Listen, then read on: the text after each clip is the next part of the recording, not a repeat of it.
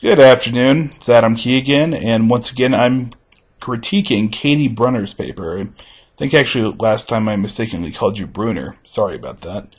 Well, once again this week, like I said, I am critiquing Katie's paper, which is looking at textual criticism or close reading on, of course, the gay debate, which is Matthew Vine's speech. Now, Katie starts out the paper like she normally does, at least in the two papers I've read for, where she definitely situates the text, this time very briefly as we're instructed. But Katie also goes into some detail as far as left and sacks and really what close reading is, and then gives a couple examples before moving on. I think she does a pretty good job of summarizing really what close reading is. However, I don't really think this is all that necessary. If you look at, I want to say it's Left's critique of Lincoln's speech, he doesn't actually justify what he's doing too much. He just goes directly into it.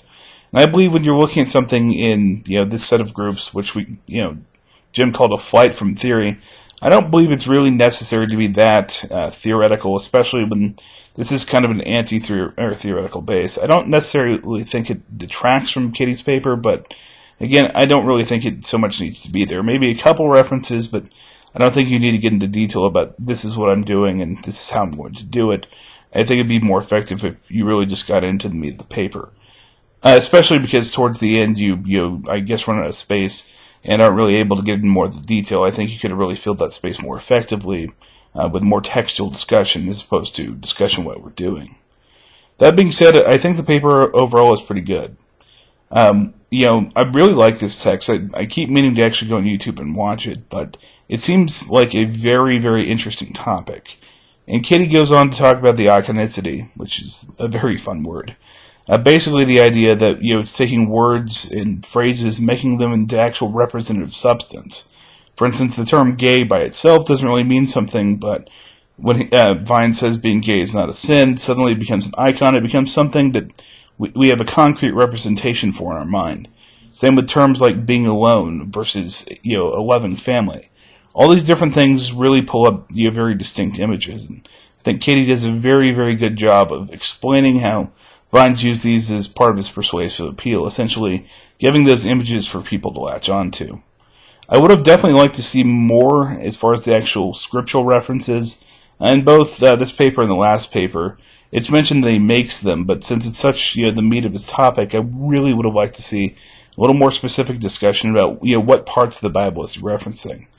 He says there are 6 basic verses, and some specifics at least is to 1 or 2 of the actual verses, and what he specifically does with those would have gone a very long way in establishing the iconicity of the paper.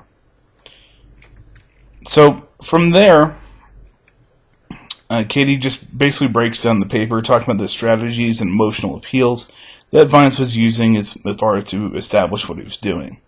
She also does a good job of really summarizing exactly what he was doing by going paragraph by paragraph at first, which is really, from the readings, what you're supposed to do in textual analysis. You're supposed to break it down and look for the patterns. The one issue I did kind of have, and I feel like I'm a little scattered here, talking good stuff and issues, but all the same, one of the things that kind of bugged me just a little bit is in the first, the description of the initial assessment and the first things he was doing, you really did go paragraph by paragraph, almost a line by line analysis, which is really from the readings what I believe textual readings and textual analysis and close reading is supposed to be. And then after that, where you had so much great detail in the first part, you kind of just generalized the rest of the text, rest of the speech. And I really, I would have enjoyed seeing that same kind of close analysis done to the rest of it. And I realize, we only have 3,000 words, but again, maybe, if you had a little more space, if you didn't discuss so much theory, I think you would have, definitely benefited from that. So in the future, if you choose to use this in your longer paper, I definitely recommend do some, heavy, just in-depth, this is the point and this is what he said. Okay, so then we talk about audiences, which is, an interesting concept here. It's one of the things I brought up in my last discussion. And the idea of, who is this really directed at? And Jim brought up an interesting point that the speech, as it happened, was definitely directed to the audience there at the church. However, by putting it on YouTube, it certainly sends it to more of a worldwide audience. And Well, while that is interesting, I know he basically intended to put it up on YouTube in the first place.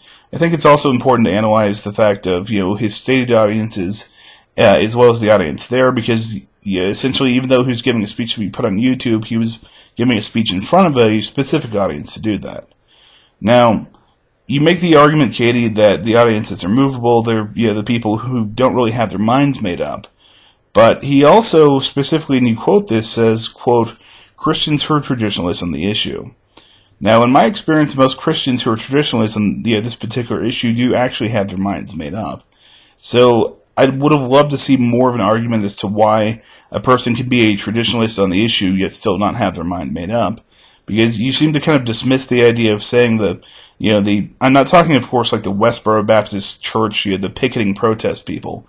But a person, say, like my parents, who are very, the Bible says gay marriage is wrong, they're very traditionalist on the issue, and I've had good discussions with them about it, but the fact is their minds are pretty set in their place, and I think that's really what being a traditionalist is. And if Vines himself says that he's aiming the speech there, I would like to see some discussion maybe about how they're related. Then, we move on to this concept of, symbols and, how he uses them. And I think, once again, you do a very, very good job of just outlining exactly what he's talking about and how the symbols were used. I particularly liked your analysis of the idea of the comparison of the loving heterosexual relationship and the loving homosexual relationship. The idea that, he's creating a comparable ground between the two, because everyone, can picture the image of the loving, male-female relationship, and then he makes a comparison and links that in the person's mind. I think that was a very good thing to point out. Now, one particular thing I really would have liked to see more discussion on, and I think you may have mishandled just a bit, is this issue of credibility. You make the argument in the paper that one of the iconistic elements that he uses is when he self-discloses that he himself is homosexual. And you say when he does this, this helps build credibility, and you relate it back to the critique on Burke's analysis about building character. And you're somewhat dismissive of, I forget the guy's name, the one from the Alpha and Omega Ministries who actually looks that as an attack on credibility. And you say, well, of course it's going to build credibility, but I'm not sure about that. Particularly, it strikes me that if Vines were actually heterosexual and not a person afflicted by the very thing he was talking about, it would have actually helped his credibility more. And this particular icon may have been misused in this place because by self-identifying as being gay, essentially the icon there may have almost, I guess I want to say, backfired, because when a person is making a speech and say in this case a speech that says being gay is not a sin. Okay, if the person then says, oh, I'm a gay Christian, well, then the argument itself comes off as self-serving. It'd be like if one of us was arguing that, say, the Minnesota State University Mankato graduate program in comm is the best graduate program out there. The fact that we go here, we have a self-interest in actually arguing that this is the best graduate program, because if we do, then we look good because we're part of it. In the same way, when he says he's a gay Christian, if then his argument then, argues to, I guess, support the idea of gay Christianity being legitimate and homosexuality not being a sin, well, it's kind of one of those things, again, it's a self-serving bias that just looks a little apparent there. That, of course, he's going to argue that because it serves his self-interest. I would have found this speech a lot more credible had he not revealed that, or let's say he had been heterosexual. In that particular case, if he'd been heterosexual, where he had no dog in the fight, and said, being gay is not a sin, now I'm not gay, and this doesn't affect me, that comes off as a lot more credible. So I very much disagree with the idea that it builds his credibility by, self-espousing or, self-disclosing as being a gay Christian himself, because at that point, his arguments, again, look self-serving. Now, of course, I do see your point as far as the idea of him, building his character and saying, well, I'm a good person, and, that, therefore, gay Christians are not bad people, or being gay is not a sin. But I think that kind of misses the crux of the argument. Other than, Fred Phelps and Westboro Baptist Church, I don't know very many people who argue that, just because you're gay, it means you're a horrible, murderer or otherwise horrible person. If you've heard the phrase, hate or love the sin or hate the sin, essentially, most Christians I've talked to specifically argue the idea that being gay is a sin or homosexuality is a sin, but that doesn't make one a bad person. In the same way that lying or cheating or whatever else, the other sins people commit are bad, but that doesn't inherently make them bad people. I haven't really seen a lot of rhetoric that says that a person who's a gay Christian would really need to build up their character and say, hey, I'm still a good person. Of course, if you have that, that would definitely be something good to argue the idea that, what you're doing is, how do I put this? If you have something that says that, okay, Christians on a whole believe that, if you're gay, that you're inherently a bad person, then he would need to build up his credibility. But I don't really see the point of that. So, again, I think it's actually something you might discuss a little more is the possible negative effects on his credibility. Again, because when a person is self-serving, when a person's biased, it's kind of like, when you're a judge and you have to recuse yourself because you have an interest in the case. Because you have money invested in one of the companies being sued or something. The idea there is that a judge should be objective and, should not have a dog in the fight. In this case, the icon that Vines uses very much says he has a dog in the fight. And once again, I would just like to see a little more discussion on that. Beyond that, let's see. Once again, I feel like somewhat I'm nitpicking here. Not particularly in the credibility issue, but some of these things. Primarily because I think this is a very, very good paper. You do, once again, a great job at identifying the different emotional appeals he uses and the organic pattern that one thing feeds off another. I get a very good feel. Again, I haven't seen the text myself or seen the speech, but I get a very good feel that this actually happened because you explain it in such a detailed way. And then you close off the paper, specifically, again, looking at this idea that textual criticism is the idea that we're textualizing the public world, inviting the audience to experience the world as the text represents. And I think you absolutely do this with the paper. You show that essentially this text represents the world as Vine sees it himself, and you show several examples of how he uses these patterns in order to try to persuade. Particularly telling, I thought, was your analysis on the idea that he's not attacking Scripture, but attacking scriptural interpretation. And the idea there being that, of course, he still iconizes the Bible as being infallible. He just simply says, man in his interpretation has definitely messed things up here.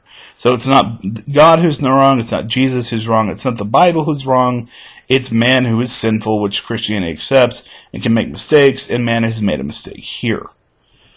So with all these things put together, like I said, the only real issue that I particularly have here, well, there are really two. One, I think your space would have been better served not discussing really what textual criticism is. Much like Leff in his critique of Lincoln's speech, you could have just jumped right into it. That would have left you space to go into more detail, which I would have loved to see on, say, the specific scriptures that he uses. And the second thing I would have loved to see more discussion on is this idea of credibility. I'm not going to beat a dead horse here and go over the same things I just did, but the idea here is that you're just kind of dismissive of the argument that it affects his credibility, but as an argumentationalist, I can definitely see that. I'm not going to listen to a person who has heavy stock in, say, the oil industry on why we need to continue fossil fuels, because if we do that, they make more money. So I assume that they're a little biased. So if you're going to argue that it actually doesn't decrease his credibility, in fact increases it, I think you definitely need a little more ink on that. So, all told, once again, very, very good paper. Other than would have liked to see more detail and especially more discussion on the iconicity of credibility with his self-disclosure as being a gay Christian. Like I said, though, overall, I really, really enjoyed reading this paper and look forward to reading more of your work. Thanks.